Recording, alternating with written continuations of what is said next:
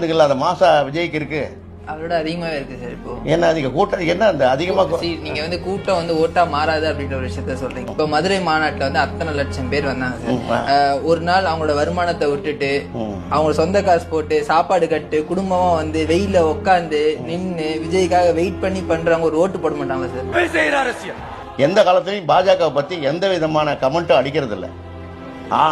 ஒன்றிய அரசோட நடைமுறை பத்தி பேசினாரு சார். மாநாட்டுல என்ன பேசினாரு? அது கூட பேசல அப்படின்னா முறையா ஆட்சிக்கு வந்திருக்க மோடி அவர் இல்லை அப்படின்னு சொல்லிட்டு அவர் சில விஷயங்களை சொன்னாரு.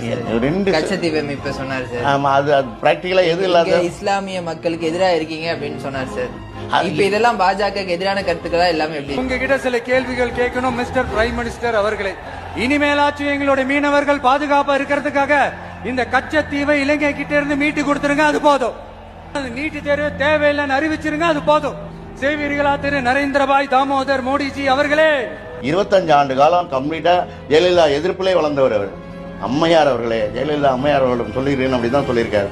படுத்த அரசியல்வாதிகள் பக்குவப்பட்டவர்கள் எல்லாம் இப்படி அரைவேக்காடு மாதிரி வாயில வந்தது பேச மாட்டாங்க. உதயநிதி பேசினது இல்லையா சார்? ஏன்னா உதயநிதி வந்து யாரையும் வந்து அங்கிள் பேச மாட்டாரு. பழனிசாமி எப்படி ஆட்சியை பிடிச்சாரு அப்படின்ட்டு அவர் ஒரு விளக்கம் சொன்னார். யாரும் தெரியுதாமா கீழே படுத்திருக்கிறது?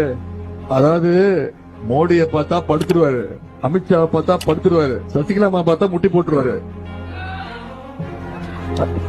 காலை பிடிக்கிறதுக்கு. இன்னும் நீட் பிரச்சனை, இந்த நீட் பிரச்சனைக்கு தீர்வு என்ன? உதயநிதி தான் சொல்றேன். உதயநிதி சொல்றது மட்டும் ரகசியம் இருக்குன்னு.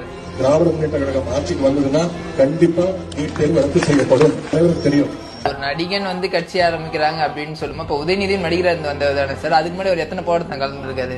அவர் வந்து திமுகவினுடைய பின்னணி, கலைஞருடைய பேரண்ட்ஸ், சாணியோட பையன், அதெல்லாம் ஓகே சார். நடிப்புங்கிறது என்னன்னா அவருக்கு ஒரு பாப்புலரைசேஷன், தான் வந்து மக்களுக்கு தெரியணும். அரசியல் வரதுக்கு முன்னாடி